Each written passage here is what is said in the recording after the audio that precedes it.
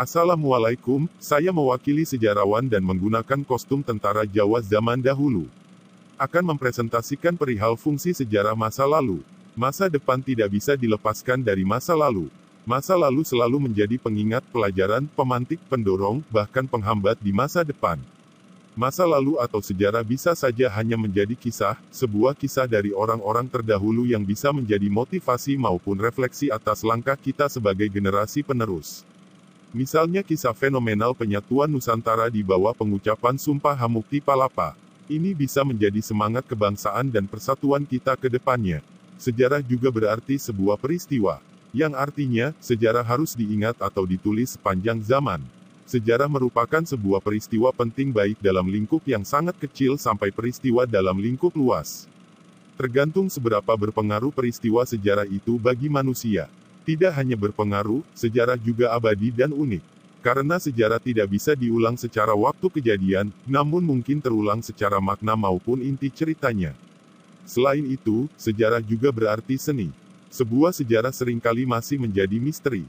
Misalnya misteri tentang wilayah Kedaton-Giri, atau tentang keraton kerajaan Majapahit. Oleh karena itu, seorang peneliti sejarah harus memiliki intuisi untuk menemukan. Itulah ciri pertama sejarah sebagai seni. Ciri kedua yaitu menemukan sejarah harus menggunakan imajinasi. Misalnya di jalan kita menemukan tumpukan bata besar seperti bata candi. Maka imajinasi kita akan berguna untuk memprasangka kira-kira apakah itu. Selain imajinasi, emosi juga penting dalam menceritakan sejarah. Emosi berapi-api akan membuat pendengar seolah terlecut jiwa nasionalisme ketika mendengar cerita sejarah.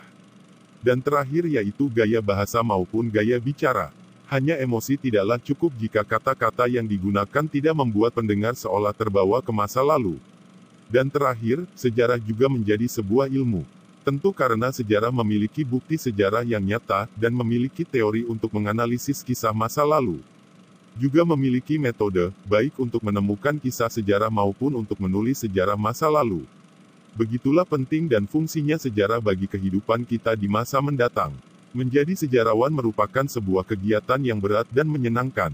Kita merasa seperti menemukan sebuah kisah atau cerita baru ketika tiba-tiba bertemu dengan benda bersejarah.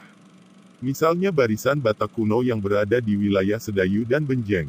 Kita juga bisa membantah atau mengubah cerita sejarah yang salah di masyarakat ketika ditemukan bukti baru. Misalnya temuan fosil manusia purba yang ditulis di Mojokerto, padahal di wilayah Gresik. Demikian presentasi saya akhiri. Assalamualaikum warahmatullahi wabarakatuh.